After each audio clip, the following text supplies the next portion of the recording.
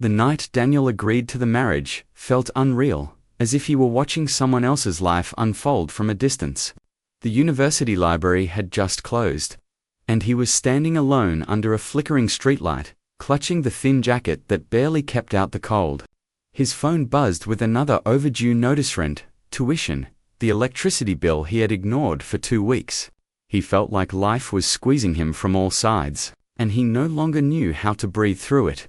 That was when the black car pulled up beside him, its window lowering to reveal Eleanor Hartman, the 71-year-old woman he'd met only once at the cafe where he worked part-time washing dishes. She remembered his name. She remembered he had dreams of finishing school, of becoming something more than just a boy trying to survive. And she had looked at him with a gentleness that made him lower his eyes because he wasn't used to anyone seeing him that softly. Now, standing before her in the cold, he listened as she explained her situation. Her voice was steady, but carried the weight of years family members fighting over her estate. Lawyers pressuring her to make decisions she didn't trust, and people treating her as if she had already died. She needed someone honest, someone with no ties to her life or her wealth, someone who wouldn't use her. Someone like him. Daniel kept asking if this was a joke, a test, some kind of trap, but Eleanor just watched him with tired, lonely eyes. "I don't need a husband," she said quietly. "I need someone who won't let them erase me." He didn't know what part of that sentence reached into him, but something did.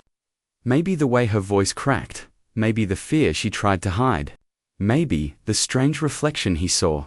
Two people abandoned in different ways by the world. Inside the small legal office she brought him to, his hands shook as he held the pen.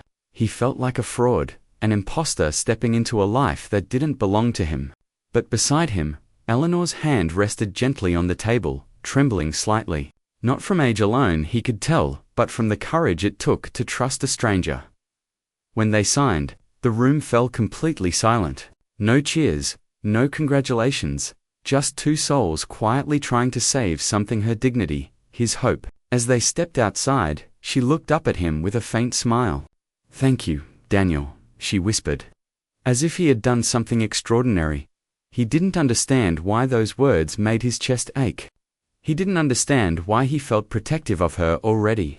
All he knew was that, as the night swallowed them, life had suddenly shifted, and whatever he had stepped into was far more emotional, far more complicated, and far more human than he had expected. The mansion felt like a world. Daniel wasn't meant to step into a place of polished marble floors, echoing hallways, and chandeliers that glowed like tiny suns. On his first night there, he tried to move as quietly as possible, afraid that even the sound of his footsteps might shatter something priceless. His entire life fit into one bag slung over his shoulder, and carrying it through a room filled with antique furniture felt almost disrespectful. Eleanor walked a few steps ahead of him, her posture straight, but her movements slow, as though every step required careful calculation. She insisted he not call her Mrs. Hartman, but he couldn't bring himself to say Ellie yet. He felt like a guest who didn't deserve to stay long. She brought him into a warm sitting room, lit softly by a fireplace. The flames cast a golden glow over her silver hair as she tried to pour tea for both of them. Her hands trembled, and a few drops spilled onto the tray. She laughed it off, but Daniel noticed the way she lowered her eyes, embarrassed by the weakness she tried to hide. He quickly stepped forward to help, steadying the cup before more could spill. Their fingers brushed, and he saw the relief flicker across her face. "These old hands don't always listen anymore," she murmured. He shook his head gently. "You don't have to pretend around me." The words came out before he even thought about them, surprising them both. She stared at him for a moment, as if no one had spoken to her with such softness in years. As they sat across from each other, she asked him about school, about what he wanted from life, about the kind of man he dreamed of becoming. Daniel stumbled through his answers: how he wanted to finish his degree, how he wanted to stop feeling like the world was always 10 steps ahead of him. He talked about jobs he had worked, the sleepless nights studying, the pressure of being alone in everything. He expected her to judge him, maybe pity him. But Eleanor listened like every word mattered. She leaned forward slightly, her expression warm and attentive. As if his dreams were something precious she was trying to hold carefully. He had never had anyone look at him that way. Not teachers, not classmates, not even his own parents. When he walked to the guest room she had prepared, he paused at the doorway, feeling a strange heaviness in his chest. She stood in the hallway, leaning against the wall for support, watching him with an expression he couldn't quite hopeful, maybe even relieved. "Daniel," she said softly, almost afraid to speak the words, "thank you for giving an old woman her dignity back." He froze. Out of everything she had said that night, that sentence slammed into him hardest. He nodded, unable to speak, and stepped into his room. Lying awake in the soft bed, staring at the ceiling, he replayed her trembling smile, her lonely eyes, her quiet gratitude. He realized he had walked into something far deeper than a simple agreement. Something emotional, something fragile, and as sleep finally pulled him under, he felt a strange protectiveness growing in him toward a woman who wasn't supposed to matter to him, but already did. The next morning, the mansion seemed to breathe differently. Quiet, but with an undercurrent of tension Daniel couldn't ignore. By the third day, he had begun noticing details he missed before. The way the staff spoke to Eleanor with stiff politeness. The way conversations stopped when she entered a room. The way her relatives' voices rose whenever her name was mentioned, as if she were an inconvenience rather than a human being. He found her in the garden, sitting on a stone bench, surrounded by roses that had begun to wilt from neglect. The morning sun fell gently across her face, softening the lines time had carved there. But her eyes looked tired in a way that had nothing to do with age. She turned when she heard his footsteps and greeted him with a smile, too fragile to hide the pain underneath. They walked slowly along the garden path. She held onto his arm, more out of comfort than necessity. As she spoke, Daniel saw the layers of the life she once had, vibrant, adventurous, full of movement.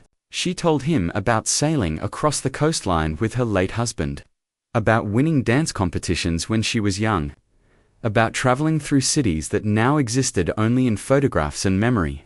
Her voice softened each time she described the past, like she could still feel the warm echo of those years. But when she shifted to the present, that warmth faded. She told him about the legal fight, how her relatives claimed she was no longer competent, how they tried to control her finances under the guise of protecting her, how they visited only to interrogate her decisions, never to sit, never to talk, never to ask how she felt. Each word trembled with the weight of betrayal. Daniel watched her struggle to maintain her composure, her smile weakening with every detail she shared. He saw the cracks in her mask long before she noticed he was watching. For the first time, he understood the loneliness that lived with her, the kind that sits in a room full of people who only want what you have, not who you are. At lunch, her relatives arrived unannounced. Their voices filled the dining room with sharp edges.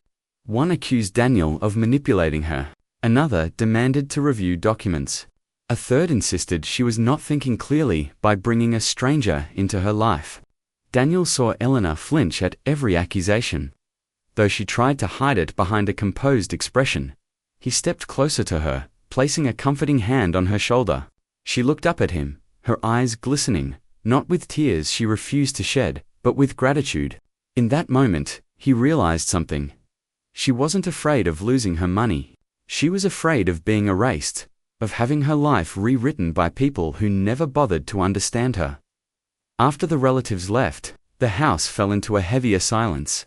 Eleanor's hands trembled as she reached for a glass of water, missing it twice before Daniel gently held it for her. She exhaled shakily, trying to pull herself back together. "They think I'm weak," she whispered. "They think I've already disappeared." "You haven't," Daniel said softly. "You're still here. And I see you." Her eyes widened slightly, as if those were words she had been waiting years to hear. She gave him a small, fragile smile, the kind that only appears when someone finally feels safe. As the afternoon sunlight filtered into the room, Daniel realized that whatever arrangement had brought him into her life, it was becoming something deeper, something he couldn't walk away from, because for the first time, he understood. Eleanor wasn't looking for protection for her wealth. She was looking for someone to protect her heart. And without meaning to, he had already stepped into that role.